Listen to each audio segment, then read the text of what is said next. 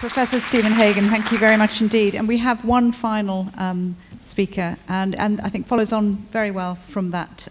See, my structuring does work. We're going to hear from Adam Marshall from the British Chambers of Commerce.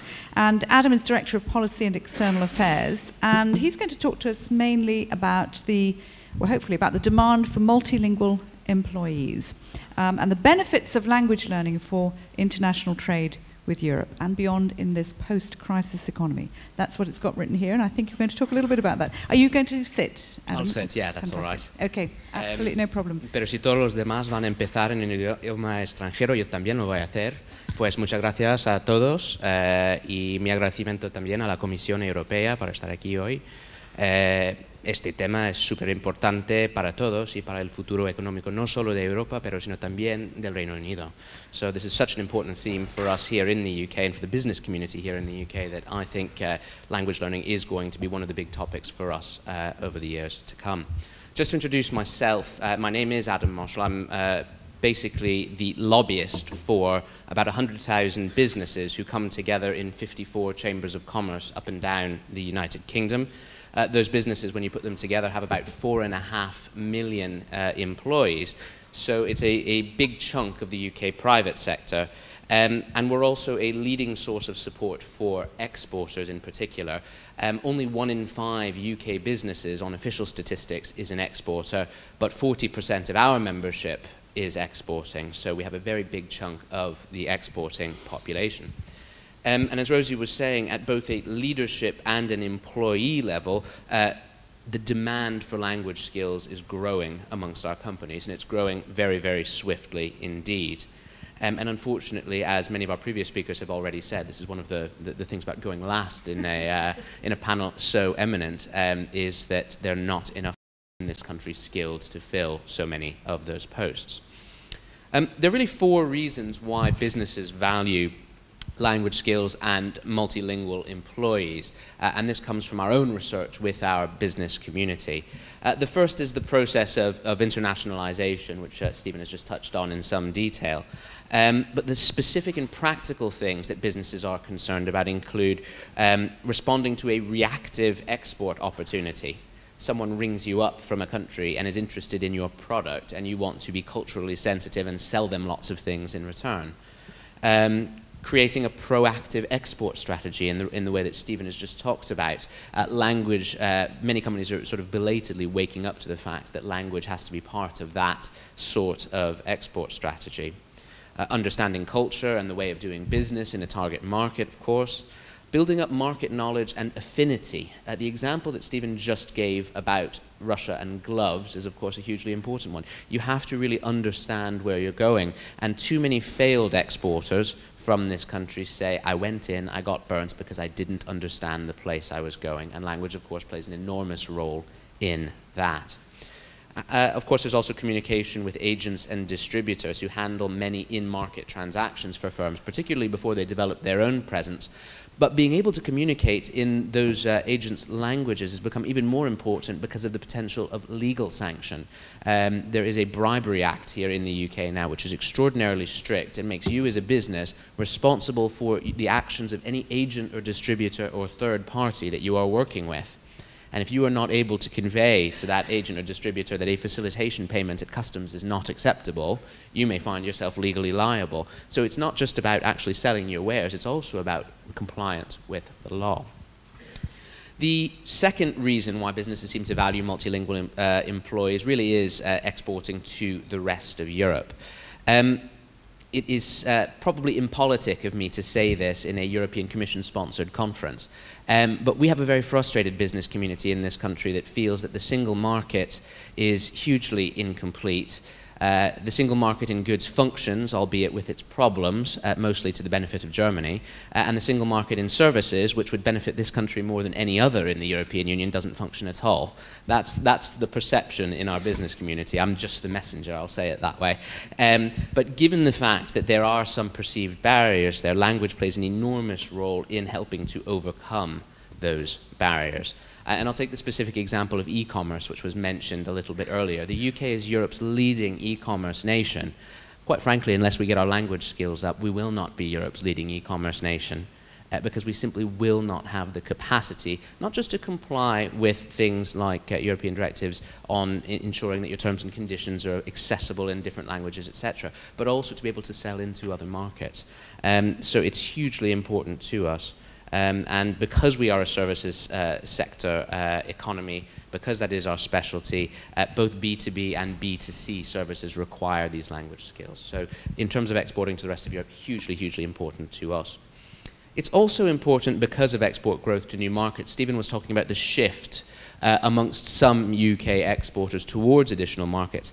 That is happening, particularly because those new markets are where a lot of the growth currently is.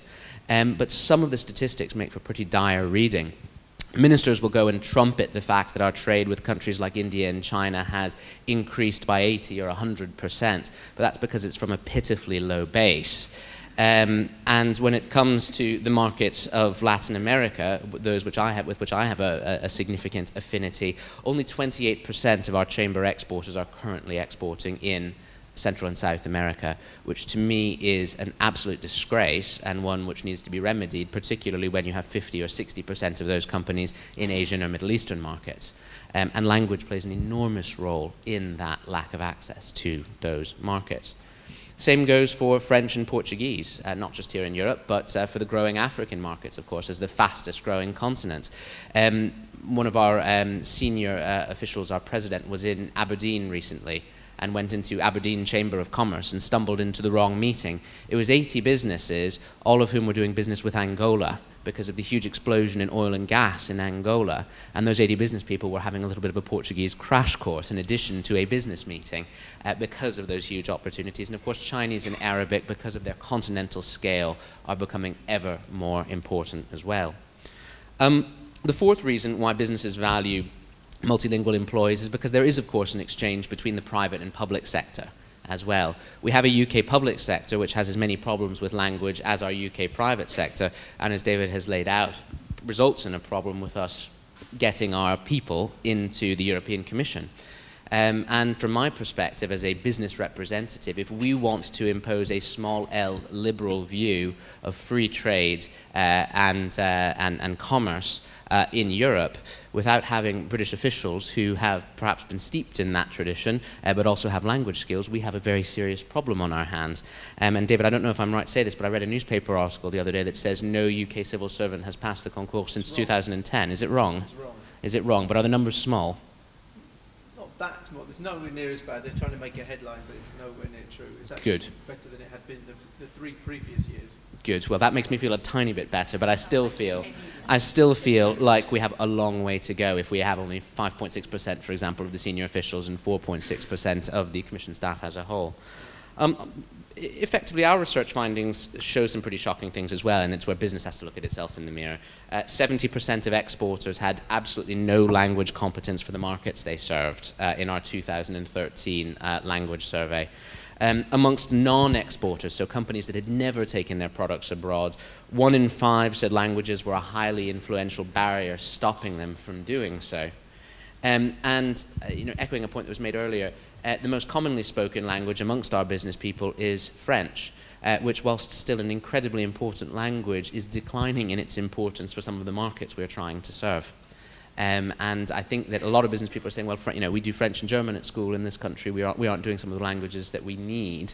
And I think that's something that we've got to continue on. So hearing from Jan this morning about things like increases in Japanese and increases in embassies coming in to try to help out with the curriculum is so hugely important. So just very quickly, what are the calls to action from the business community? Jan mentioned language learning from 7, which we applaud enormously. It's absolutely critical, but we want it to be compulsory to AS level. We want it to be compulsory until 17. It's still too easy for people in this country to bail out of languages too early. And unless we have it, the business community probably won't be happy because it's a core workforce skill. And unfortunately, it's not just about qualifications. If they do it till 17, but all they can do is read some literature, it's not useful to us. So it's got to be about applied language. The second is it's got to be a core competence both in the civil service and in large companies' staff development programs, because it's not just SMEs who are dependent on the school system, but you've got large companies in the civil service who have their own educational mechanisms which have to be put to the service of this. The third, I think, sounds sort of self-serving, but I'll say it anyway. I think there should be tax incentives for small and medium-sized companies that upskill their workers in foreign languages. If export is the only way we're going to rebalance the UK economy, why don't you incentivize business people to actually invest in language as a core export skill? And then the final one is this, and this goes to some of what the Commissioner said earlier. We have an expanding Erasmus scheme, which is a wonderful scheme, and it does actually help increase language learning and cultural understanding. Why don't we have a business Erasmus scheme overlaid on that as well? It exists already. Well, then it's very poorly publicized, I'm afraid. Because what we want to see is we want to see a lot more business exchanges. And when our business people do go overseas on exchanges, very often through private initiative rather than anything else, what they say is, gosh, I wish there was a much better framework for this. So let's get those schemes working, and I think we'll get our business community far more excited about the export opportunities and far more excited about languages as well.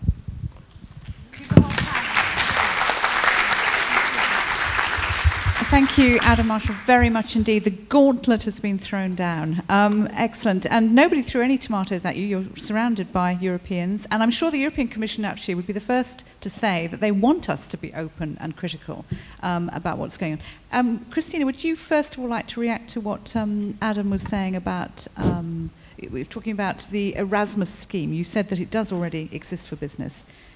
Could you just expand about what's actually happening already in the European Commission?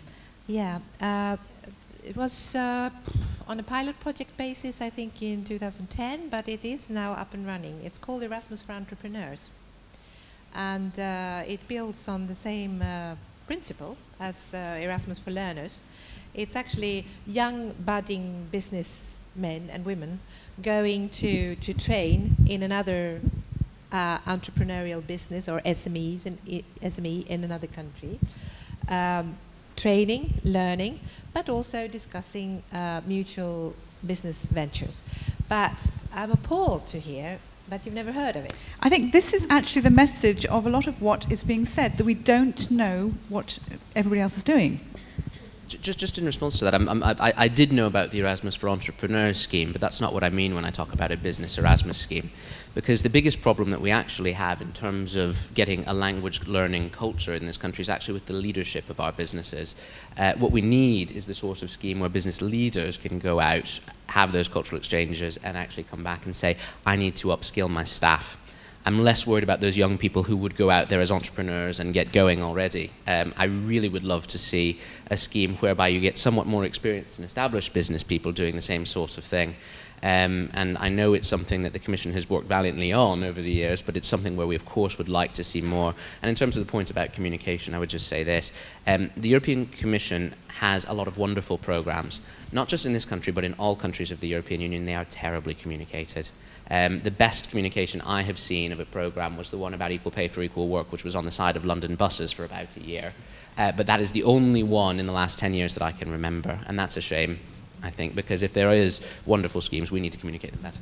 Christina? Point taken. Yes, happy with that. I mean, there is this issue, and Adam, I just wondered before we move on how you feel about it, about the EU, the Commission actually telling us in the UK what to do. Do you feel that is happening at the moment? Do you feel that's what we have to resist, or are you... In what sense? Well, in the fact that we're holding something like this, do you feel in any way being talked down to, being made to conform in any way in order to appeal to the European Commission? No. I think a lot of business people, when you go particularly outside of the M25 and outside of London, you do need to communicate with them in a certain way. You do need to come at them and say, listen, this is actually about your bottom line in your business, this is about your growth prospects, this is about your potential for success. If a civil servant of any description, or myself for that matter, landed and said, there's a very important framework in place about language learning and you must conform, you'd be looked at as if you came from Mars. So I think that's just about general communication. I don't think it's the Commission rather than anyone else. Now you've all, obviously this discussion goes beyond Europe, and you've all hinted at, spoken about the BRIC countries and all the other countries that we also trade with now. I mean, how does that work, David, in conjunction with the European Commission? I mean, how does that, how can business make that work together? Because at the moment we're seeing them as very separate, Europe and the BRIC countries, or the other countries. They've got to work together. We've got to join up all these different separate entities, separate approaches. Well, I think there's an awful lot happening on the ground. I think, you know, it seems to me, listening to this discussion, that there are a lot of dots that need joining up, and there's an awful lot of stuff that's happening, but people need to make the connections between them. From what I can see, there's you know, if you go and look at kind of the real economy, what people are doing, and just look at what young people are doing, they've never been, you know, this generation has never been more connected than other generations, and I think, you know, that's my experience of seeing, you know, my own children and other people around. People are much more open, there's much more travel, there's just much more connections being made than ever before. And I think the danger with this whole thing, this whole debate, is that certainly in the UK, and I speak as somebody who's kind of lived in exile for 22 years, but... is that what you call living in Brussels? Pretty That's much. not the right approach. You know, there's still too much that, you know, we keep looking back, you know, instead of looking forward. And I think if you look forward, you can see, is the glass half empty or is the glass half full? And I think, you know, I would much rather see here, you know, the glass is actually much more full than it has been recently. And I think the direction of travel is the right one. You have, you know, numbers of people learning languages, you have going up, people just traveling and experiencing other cultures in a different way through the internet and through physical travel, just the opportunities for people to travel and study. You know, even when I was studying, you know, I studied languages at school, you did your kind of, you know, exchange off to another country in Europe for a couple of weeks. But everyone really just studied in their own country then and pretty much got a job in their own country. And you look in the last 20 odd years how that has changed. And I think these things, you know, will improve. And if we get the structural things right, then the rest will follow. I think now we're moving to that position, and there are an awful lot of programs and initiatives that have been taken, and it's also about making use, spreading the publicity about those, making those things happen.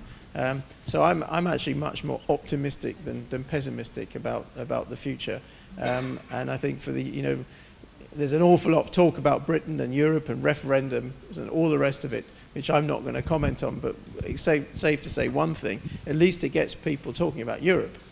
And I think, you know, that's an interesting byproduct of the whole debate, whether whoever's launching the debate and from which side of the political spectrum, or whether it's a Europhobe or a Europhile standpoint. The point is now, I think, I've never seen so many people talking about Europe in this country and engaging people in the debate. And engaging people in the debate about Europe will also encourage people and help people to see, well, actually, there's an awful lot of positive stuff that's going on. Thank you. Christina, you wanted to comment? Yes, just briefly linking on to what David said and joining the dots and your original question, there is also a lot more, I think Europe has also, at the same time as all this has happened, Europe has become less arrogant about being Europe. We're looking a lot more outside the borders of Europe as well, and we do have indeed a structured cooperation with other parts of the world. Erasmus has an international part, Erasmus Mundus, so we have exchange also with countries in all parts of the world. And we have, for instance, with China, a Europe-China people-to-people dialogue. So there is also, in parallel, a movement of opening up and globalizing European core values, if I may put it like that. To a large degree, what we've been doing on the panel is painting a kind of worst-case scenario also of, you know, what could happen if we don't learn language. I mean, how do you feel, from your point of view, Baroness Garden? You were the first to speak and spoke more from a UK policy standpoint. You've been hearing more about what's going on, and also some of the dreadful scenarios, if you like. I mean, have you sort of felt, and you and I have looked at each other head in hand occasionally, but do you feel there's, have you, dare I ask, sort of learnt something? Very definitely, yes. And I think I would pick up the point that David made, that the fact that Europe is now being discussed is the real opportunity for those who see all the benefits of our engagement with Europe actually to put those arguments.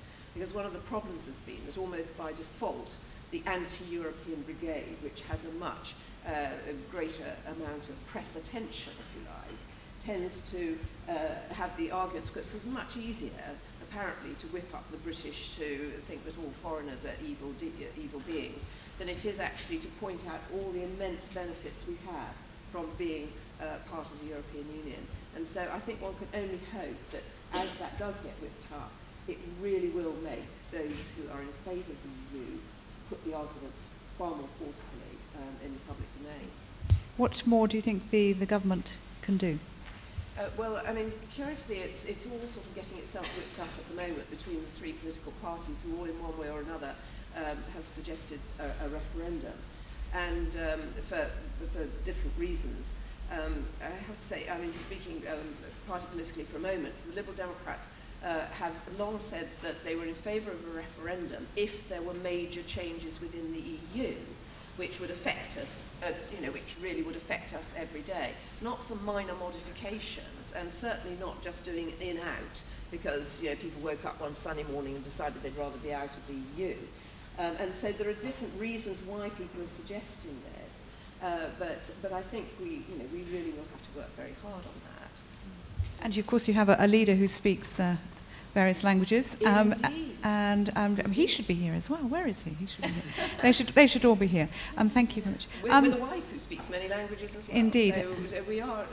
I sort of lived in France as a child, in Spain as a student, in Germany as an adult. It never ever occurred to me, that this wasn't part of a family of countries where one communicated and attempted to communicate in the language in which you were living. I think possibly we've all just been too complacent for too long in this country. We just haven't we haven't talked about it openly enough, about all the people we know who do speak languages, all the leaders, all the politicians who speak languages. There is actually no register of language learners, I think, in Parliament, from what I recall.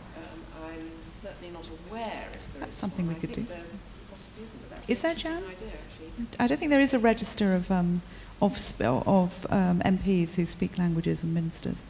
No, it's one of those things that could be interesting to implement.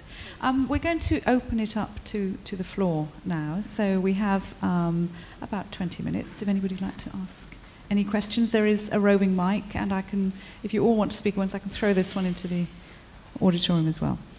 Any questions? And I shall look around. And one question at the back.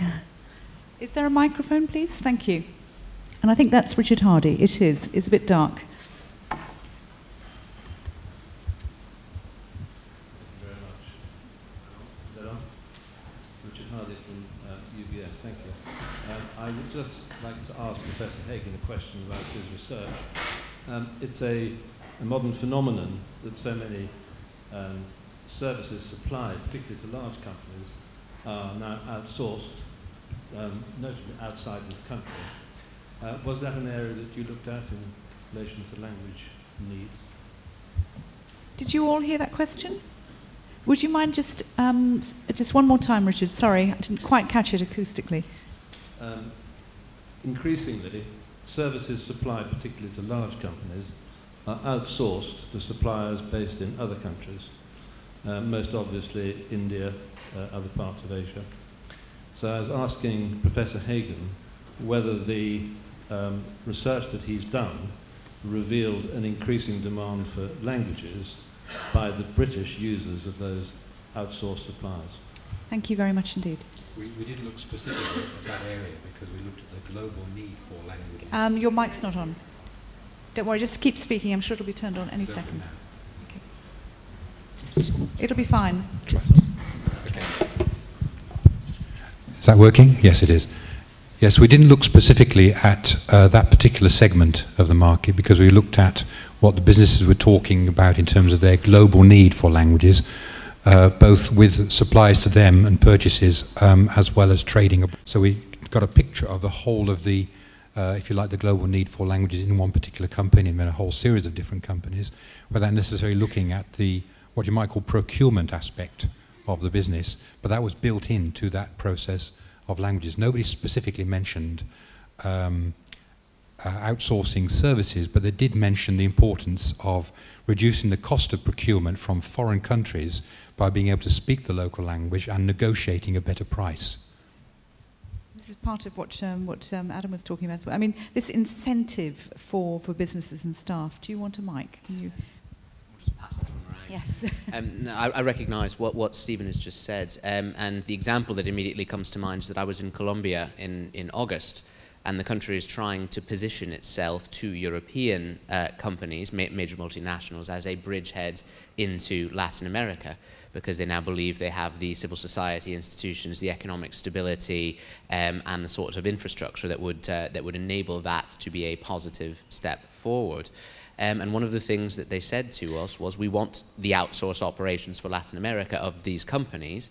However, you do need to get to know us and understand us if, in fact, you're going to take the decision to invest here, and language is a critical component of that. So I think the biggest question is about the competencies within the procurement elements of some of these larger businesses, rather than the ultimate decisions they take about what's most cost-effective in terms of service. And I thought one of the interesting comments about business as well, too, that you were saying that, in fact, if something's not done, that will actually, our progress and our leading position will also fall back. Well, this is the really scary thing for us. We had a big international trade conference at Central Hall just yesterday, and we were looking at, in part of the session, the competitive position of the United Kingdom on e-commerce. I mean, this is one of the biggest e-commerce nations in the world, but it is Europe's market leader by some distance. And the interesting thing is, going to a software company in Birmingham, for example, they have an export unit set up with 5 native speakers of core languages. But you go to a lot of other companies which are somewhat smaller than that particular company,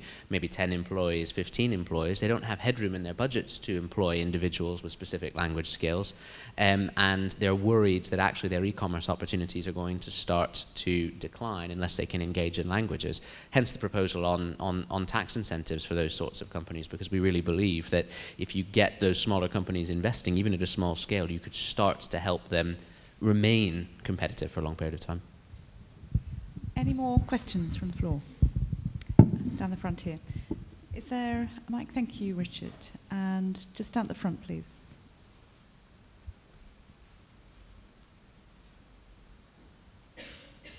Thank you. My name is Brian Fox. I'm from another part of the Commission, the interpreting part. Let me take advantage of a little bit of ambiguity in the title of the panel. Why Britain needs to boost language skills. In our tests for accreditation of freelance interpreters, we have found that it's not just the foreign languages that are not doing very well. Okay? You can see this one coming. The mother tongue is not exactly fantastic either. And it's clearly a generational thing. In my generation, we also spoke student-type language with other students, but we knew how to change register when the occasion required it. And that change of register, that versatility, is no longer there, or at least we don't see it anyway. So that's one thing. But it is related to what we're talking about. It's not simply a chance remark, because Goethe, perhaps you will remember, said that you don't know your own language until you've seen another one, until you know another one. And that's very true. Until you have a yardstick, until you have something comparative, then you don't know it, and you don't understand why things work. And one of the advantages of language learning for me, learning other languages, is that it feeds through into your own language, whatever that might be. Now, some time ago, the CBI did a census, and they found that 42% of employers were unhappy with the communication, reading and writing and speaking skills of their new employees. 42% of employers were unhappy. And something like 25% of them were paying for remedial courses. Adam probably knows all about this. I can see he's adopted a pained expression. Don't worry, we all feel dreadful at the moment and very depressed. This is outsourcing something that ought to be done in the education system, and it's placing extra costs on business. I think we have to immediately hand this. Thank you very much. Hand this to Baroness Garden to comment on this. Right, you're absolutely speaking my language. I do remember, I mean, I was brought up with grammar and punctuation and all the rest of it. And I remember years ago when I was teaching French and Spanish at secondary level, and I would have pupils who would say to me, Mrs. Garden, why is it that all these languages have grammar and English gets by so well without it? And we used to berate the staff teaching English to say, for goodness sake, tell them what a verb is, teach them how sentences are built up, because otherwise all they're doing is associating grammar with foreign languages and not understanding their own. And very often you had exactly the situation described, that people suddenly looked at English and began to understand how sentences fitted together and how you constructed things. But actually it is coming back again. It's one of the things which Michael Gove is very interested in primary schools, is making sure that from an early age, children do begin to understand their own language better. And so we hope very much that that too will filter through along with the foreign language. Excellent. Thank you very much. Can I make a point? Yes, please. In a way, I agree with you entirely, actually, as someone who's come out of an education profession, teaching languages for many years and so on. But what's come out of the research, interestingly, number one, the most commonly spoken business language in the world is broken English. In other words, without accuracy and grammar. And secondly, that one of the reasons given for not trading effectively in foreign languages is a lack of confidence, because people feel if they can't speak the language perfectly, they're not going to even try. I think there's a few counter-arguments here we need to be aware of. I recognise fully, though, the issue of accuracy and the importance of using other languages to learn new languages. Excellent. I mean, lots of nodding of heads here. Now, Christine, I'd like to bring you in, because you actually mentioned something. I said that I couldn't think of one negative reason against learning foreign languages, and you said, well, there are a few, and one of them was, you said, because it was perceived as being too hard. But maths is hard, English grammar is hard, we've just been talking about the other. I mean, why do you think that is such a big issue? Particularly for the UK, do you think that it's just that people think it is too hard to learn a foreign language? Well, I think it's a mixture of two things, really. It's considered too much as just another subject amongst others. Okay, so whilst they might agree that maths is necessary because it's a means to an end, strangely enough, languages are not generally seen like that. It's just another subject in competition with sexy things like media studies or cultural geography. Art. Oh, art! Yes, of course. I mean, how can languages compete with art? No, that's contradiction in terms. But I think Adam mentioned applied. That is also what employers are looking for, not theoretical knowledge of a language, but practical knowledge of a language. If that can be introduced at a very early stage, already in primary, the feeling that a language is much more than a subject. A language is a communication instrument and so much more. And they can actually be in situations from early on where they can experience this and so on. Then I think it might be easier for them to make the informed right choice. Sue, to continue with languages. If I might just add one on that, one of the reasons they're seen as hard is it is more difficult to get a top grade at GCSE and A-level in languages. There are fewer top grades awarded. And where schools are so dependent on league tables to show how brilliantly they're doing, obviously there has been a hidden benefit in them not putting youngsters in for languages when they are aware that it will be that much more difficult to get the top grades. Now, I'm sure this is actually becoming an issue now. I worked for years for an awarding body for City and Guilds. Now, actually, this is surely something one sorts out with the awarding bodies, actually, so that all the subjects at GCSE and A-level are seen to have equivalent sort of grades of difficulty of marking. And I really hope that that will be looked at, because I understand that is quite a disincentive for schools to put youngsters in when they're not going to get, or they're less likely to get top grades. Adam. I recognise the phenomenon that Sue's just described. Unfortunately, though, what employers believe is that the UK is uniquely obsessed with qualifications and grades in terms of the educational system, and unfortunately changes them every year or two because our governments are incredibly short-termist, thereby making it impossible for anyone on the employer side to figure out exactly what it is that they're getting at the other end. So you can take some comfort in the fact that they probably don't know that a B at GCSE in language might be equivalent to an A, because the system gets changed every couple of minutes, and they're not particularly aware of that fact. What they actually are aware of is if the individual presents themselves, has a good command, as Brian was saying, of spoken and written English, can communicate properly. Oh, and by the way, they can also do it in Danish and Norwegian because they spent some time in those countries. You know, that is the life-changing thing for the employer. It is what the individual can do, not the grades that the individual has received. Most of our employers today actually skip over the GCSE passes, the A-levels and everything else. They want to know about the person because it's ceased to have any currency for them. And we're talking from London too, where things are relatively good. I come from Cornwall, and I just was back there at the weekend. And because I speak languages, I'm considered incredibly exotic in Cornwall still. And I learnt French and German and Latin in a comprehensive school in Cornwall. And that doesn't happen much there anymore. And so it's about getting it out to the regions as well. It really is important. We'll be hearing more about that this afternoon. Any more questions? And good, now we've got a few going. Marco Benedetti, we'll need a microphone. Can we be quick with the mics, and we'll get as many questions in as possible. Thank you very much. My name is Marco Benedetti. I'm the Director General of the Interpretation DG of the Commission. And to make an example of multilingualism, I would like to continue in French. Not Italian. So okay. I count on my friends. Voilà, je voulais revenir à l'histoire de la difficulté pour apprendre des langues. C'est vrai qu'on le considère trop souvent comme un autre sujet, pas important, etc. Je crois qu'une bonne expérience, c'est celle qui a été réalisée à l'école européenne, qui n'est pas seulement à Bruxelles, mais dans les autres sièges des institutions, où on commence dès le début, quand on apprend une langue, on l'apprend avec une matière.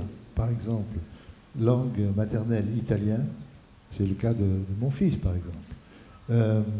Maths en français, informatique en anglais. Donc cela donne une profondeur et une réalité, un pragmatisme aux langues, et cela peut être quelque chose qui ajoute un intérêt pour les étudiants. Maintenant, je voudrais vous rassurer, il ne faut pas se sentir tellement coupable, parce que la question des langues maternelles qui ne sont plus ce qu'elles étaient, ça vaut pour tous les pays de l'Union. Nous faisons des tests d'accréditation pour les interprètes de toutes les langues, et on constate que l'expression de la personne dans sa langue maternelle a vraiment diminué. Il faudrait se pencher sur la question. Je pense que cela est dû aussi à la qualité des émissions de télévision et de cinéma qui sont de plus en plus mal traduites, et donc cela abaisse le niveau linguistique. Puis bon, il y a des tas d'autres raisons, mais je pense que c'est sur l'apprentissage de la langue maternelle qu'il faut commencer, mais ça, mon collègue Brian Fox l'a déjà dit. Merci. Merci beaucoup à vous. Merci. Vous avez tous écouté. C'est pas une question, c'est une idée personnelle. Merci. Merci beaucoup. I don't think we need to. Thank you very much for that. Any questions here? And could you be kind enough? All the range of there is. Thank you, Svetlana, very much. And I'm sorry if I can't see all you very, but it's very nice to see all of you and people I've worked with before. Thank you, Svetlana. David. Okay, thanks. Well, in particular, I think the schools is a huge market to cover. There's so many of them. The Commission has a back to schools program where all the officials are encouraged to go back to their schools and talk about their experience and how they got to where they got to. So that's, I think, one very good thing that's going on. For us, the heads of careers are a key population in all the UK universities, and we engage very much with them at the relevant professional conferences. All of the careers directors and indeed vice chancellors of universities and of linguistic departments were invited to a seminar organised by William Hague a couple of years ago, and we're building on that with some very close relationships with many UK universities. And we're currently, to give you an example, trialling at Leicester University a pilot project with the economics department, which I think has great... sorry? Well, university is too late, but that's a market where we have lots of people who are studying languages and something else, or who are just, interested. And at Leicester, we've got a great project where they're working on, we have a competition amongst the economics students, and they have to work interdisciplinary way. They are learning about economics in the European context. They're learning about the European Union. They have to do some stuff in a foreign language, and they're using the competencies that we require people to have to come and be EU officials.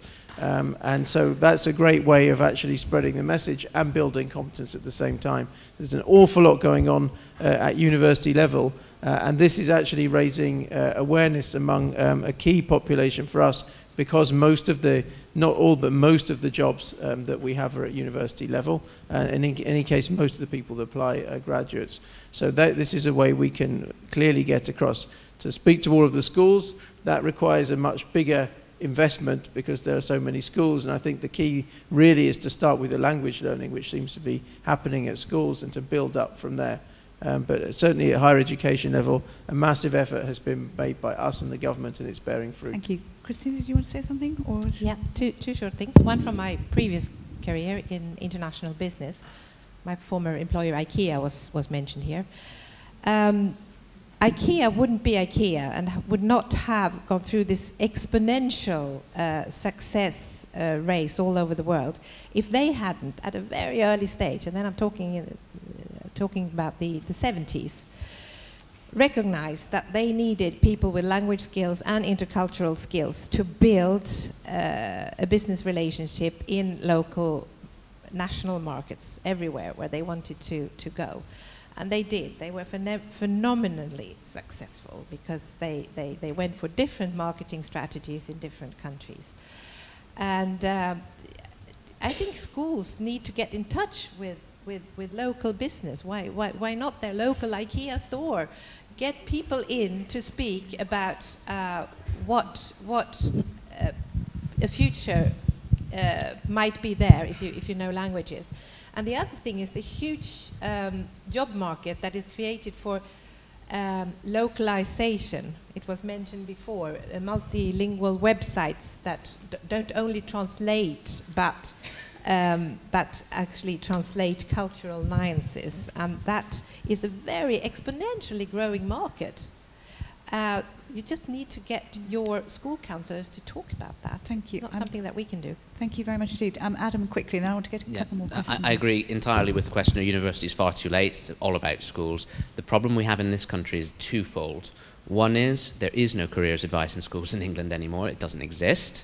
The other thing, well, or it exists where teachers are effectively pointing kids to a website, and that's careers advice, so that's the end of that one.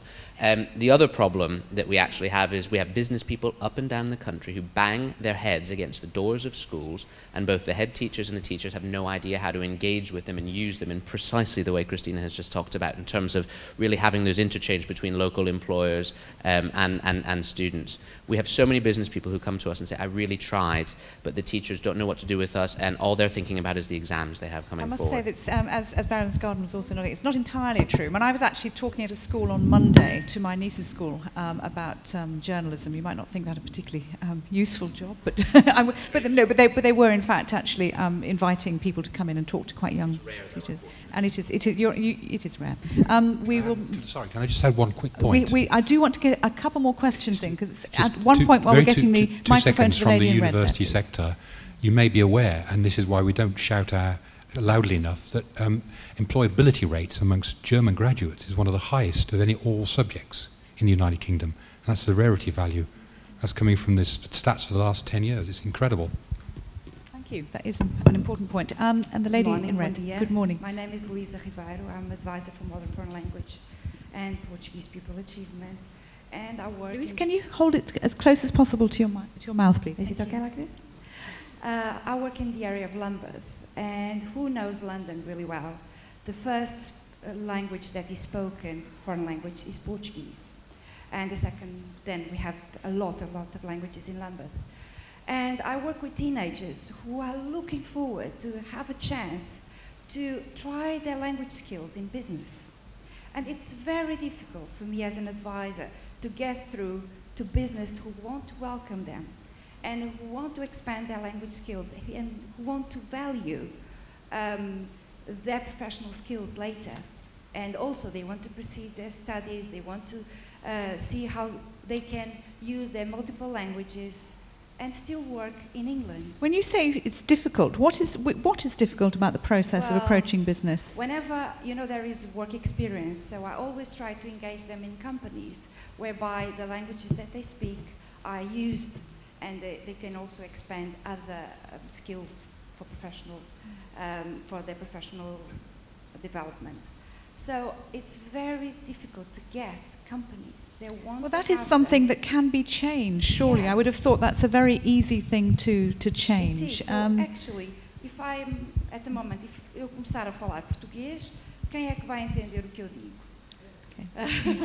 É uma língua que está a começar a crescer. É importante termos companhias que possam incentivar os alunos que falam português e espanhol, para que eles pensem que essas línguas são válidas e que são importantes. Portanto, há um grande mercado a nível dos alunos que são de minorias estrangeiras que podem ser utilizadas nos negócios aqui em Inglaterra.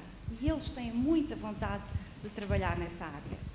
Okay. Now, you actually speak Portuguese. You understand? You're a Spanish speaker, but you understand Portuguese. Right, Adam. The only thing I can say is this. Usually the problem when I hear about this is the sales pitch is wrong from the side of the schools trying to get work experience students into the business. They're saying, this is good for the kids, this is about the kids' future, this, that, and the other thing. Unfortunately, with business people, sometimes you have to tell them why it's good for them.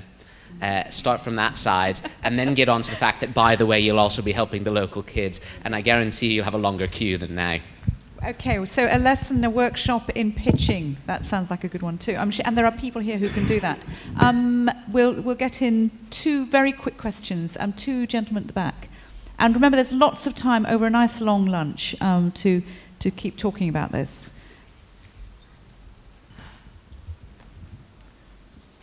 Hello, my name's Anthony Quinn, and I'm the director of a company called Horizontal, which helps companies create cross-cultural websites and other digital products. We like you. I like you. I'd just like to follow up on a comment that Stephen made about confidence. And to me, that points out perhaps the difference between language learning and language use. So I know a lot of people who know French or Spanish or German from school, but feel inhibited from using it because of the fear of making mistakes, which is a self-confidence issue. So, as both a designer and a linguist, I kind of tend to take a design thinking approach to this, or a human-centered design approach, which is to really understand what's going on in someone's mind, what it is that holds them back, what else is going on. So I'd just like to ask the panel, first of all, is there a distinction between language learning and language using? And if so, what do we know about that? And particularly, what do we know about people's emotions, particularly negative emotions around language? Gosh, that could be a whole panel in itself, and it's an absolutely fascinating discussion. I don't know whether we can go ask all of you. Anybody have any particularly strong feelings about that? Could I just say very quickly that I think one of the critical things is to start young enough. I know when I was teaching French to 12-year-olds who were starting a modern language, they're already starting to get self-conscious about making strange noises. If you start when you're 5, 6, 7, kids are quite used to making strange noises, and that doesn't worry them. And so I think that is, the older you get learning a language, the more difficult it probably is to stop yourself from feeling foolish and making mistakes. David.